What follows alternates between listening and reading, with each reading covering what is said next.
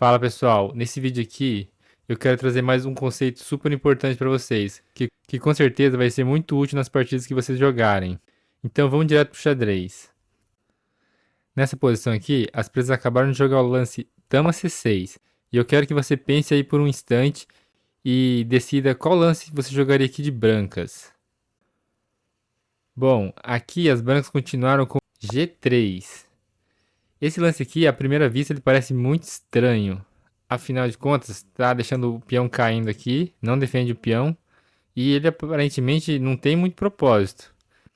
Mas ele é exatamente o ponto de partida para o princípio que eu quero tratar hoje, que é o seguinte: sempre que o seu oponente tiver um cavalo aqui em G6 ou em B6, e do ponto de vista das negras, aqui em G3 ou em B3, esses cavalos eles sempre estão vulneráveis a esse lance de peão. Porque esse peão aqui, ele funciona como se fosse um espeto aqui, que restringe o avanço dele. Vocês podem reparar que esse cavalo aqui, ele não pode vir para frente, só para trás. E além disso, esse lance G3, ele tem um outro propósito, que é o de seguir com H4 e H5, completamente chutando esse cavalo daqui. Então é isso que a gente vai ver na continuação da partida. Aqui as pretas não tomam esse peão aqui, porque se eles tomassem, seguiria o lance H4. E aqui, depois de algo como torre D6, H5. A única casa para o cavalo é H8. Vocês podem perceber que o cavalo está muito passivo já. E aqui os brancos podem seguir com o cavalo F4, já atacando aqui esse peão. Esse peão vai cair de qualquer forma. Se as pretas tentarem defender com a dama, você pode simplesmente jogar torre E5 e esse peão vai ser perdido. E aqui as brancas vão recuperar o material com vantagem. Então por isso as pretas não capturam o peão. Em vez disso, elas jogam aqui torre D6, que é o melhor lance. As brancas seguem com o plano H4. Aqui as pretas não conseguem impedir o lance H5. Elas não podem jogar H5 elas mesmas, por causa que a dama controla a casa de H5. Então elas já sabendo que o cavalo vai ser expulso daqui e que o cavalo branco vai vir para E5 em seguida, elas jogam F6 para controlar E5.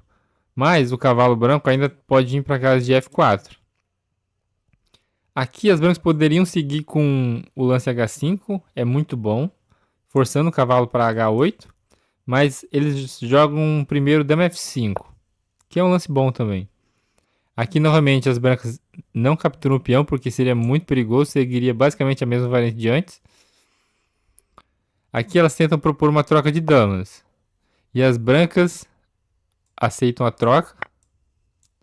E agora finalmente elas jogam H5, expulsando esse cavalo daqui. O cavalo agora ele pode vir para F8. Só que agora que o cavalo não está mais controlando a casa G7, a torre pode vir aqui para E7. Vocês sabem que uma torre na sétima é extremamente forte. Aqui as pretas seguiram com torre D6. E depois de cavalo F4, a posição das brancas é completamente dominante, que praticamente ganha posicionalmente. Se a gente voltar aqui para o início da posição, vocês vão perceber que esse lance G3, com a ideia de restringir o cavalo e apoiar H4, H5 para expulsar esse cavalo, é uma ideia muito forte. E é basicamente o motivo pelo qual as brancas conseguiram essa dominação. Vamos ver agora mais um exemplo dessa técnica. Bom, aqui nesse exemplo são as pretas que jogam. E as brancas têm um cavalo em G3. Depois do exemplo anterior, fica um pouco fácil até adivinhar qual foi a continuação aqui. As pretas seguiram com H5. O peão já está em G6. Então ele já está apoiando o avanço e restringindo o cavalo. Aqui as brancas não conseguem impedir o avanço jogando H4, porque depois de um lance com cavalo H7, a dama ataca esse peão aqui e é impossível defender esse peão. Então as brancas não podem impedir o peão jogando H4. Aqui as brancas jogaram bispo F1 com a intenção de recuar o cavalo para E2 quando o peão avançar. E foi exatamente isso que aconteceu. Agora as pretas seguiram com cavalo H5. E agora elas já estão prontas para seguir com G5 e F4, avançando ainda mais e dessa vez liberando o bispo de casas brancas. E aqui as brancas cometeram um erro, elas jogaram cavalo F4, as pretas tomaram, as brancas retomam, e aqui depois de bispo D4 cheque, rei H1, G5, esse bispo aqui ele tá preso, então as brancas abandonaram aqui. Vocês podem perceber que esse avanço aqui, chutando o cavalo, foi novamente o que fez as pretas vencerem a partida. Vamos agora ver mais um exemplo desse tema. Aqui nessa posição, as brancas têm um peão a mais, porém são as pretas que jogam. Elas podem recapturar esse peão aqui a qualquer momento, capturando em B2 e depois capturando em A3 com a torre. Mas antes disso, elas têm uma continuação muito mais forte. Se vocês repararem bem, esse cavalo aqui em G3, ele pode ser chutado com H5. E aqui, as pretas não precisam fazer o lance G6 primeiro, porque o cavalo ele não pode capturar aqui em H5, porque ele precisa ficar defendendo esse cavalo aqui em E4. E novamente, as brancas não podem impedir o avanço do peão, avançando o próprio peão, porque a dama controla essa casa. Aqui, como as brancas vão ter que mover o cavalo no próximo lance, elas precisam dar um jeito de defender esse cavalo. Elas escolhem jogar F3 para defender o cavalo de E4. E agora, depois de H4, cavalo F1, elas vão recuperar o peão. Com o cavalo por B2, dama captura e torre captura. As brancas vão seguir aqui com torre A1, torre captura A1, torre captura A1. E agora bispo F5 é um lance muito forte, criando a ameaça de ganhar o peão aqui em E4. As brancas contra-atacam com torre A7, atacando esse peão de B7. Aqui as pretas jogam um outro lance muito forte, que é B6, criando a ameaça de um ataque descoberto aqui em G2 que vai ganhar a torre. Então as brancas defendem a torre com a dama. Aqui as pretas ainda não podem capturar em E4 e ganhar o peão porque elas precisam manter a defesa do bispo aqui em C7. Então elas seguem aqui com torre D8, ativando a torre. As brancas jogam H3. E agora com torre D7, as pretas renovam a ameaça do descoberto aqui em H2. Então por causa disso, as pretas jogam torre A8 cheque, rei H7. E agora elas precisam defender o cavalo em E4, então elas seguem com dama C2. As pretas seguem com torre D6, ativando a torre ainda mais. Agora elas vão mandar a torre para a ala do rei. E depois de cavalo de F2, agora as brancas finalmente conseguem ativar o cavalo delas, que estava totalmente passivo ali em F1. As pretas seguem com torre G6 e aqui a posição das brancas é bem complicada, porque elas têm muitas peças apontando aqui para o rei branco. Bom, e novamente a gente pode ver que esse avanço de H4, H5, chutando o cavalo que está na coluna G, foi extremamente eficaz. Vamos ver agora mais um exemplo. Bom, até agora a gente tinha visto exemplos que o cavalo estava na coluna G, ou em G6 ou em G3. E o lado que estava atacando avançava os peões da frente do rei e criava meio que um ataque ao rei inimigo. Porém agora nesse exemplo o cavalo está na coluna B e as brancas vão atacar aqui na ala da dama nesse caso. As brancas seguem aqui com A4. E aqui novamente eu não posso deixar de repetir que as pretas não podem impedir o avanço com esse lance aqui.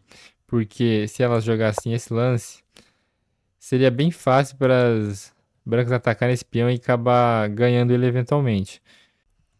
Em vez disso, as pretas jogam torre de ED8. Agora as brancas seguem com A5, expulsando esse cavalo. O único lugar que ele pode ir é A8, que é um péssimo local para um cavalo. E agora as brancas, para evitar que as pretas tenham qualquer chance de se liberar aqui abrindo o centro e tendo alguma chance, elas seguem com E5, fechando o centro. As pretas seguem com dama G6, oferecendo a troca de damas. É possível aqui para as brancas aceitarem essa troca de dama, mas elas preferem recusar, mantendo mais peças no tabuleiro. Agora as pretas tentam reativar esse cavalo com o cavalo C7, mas aqui ele não é muito melhor do que em A8. Se vocês repararem bem, ele continua restringido. Esse peão aqui ele funciona como um espeto novamente. As brancas seguem aqui com bispo A3, melhorando as peças, melhorando o bispo.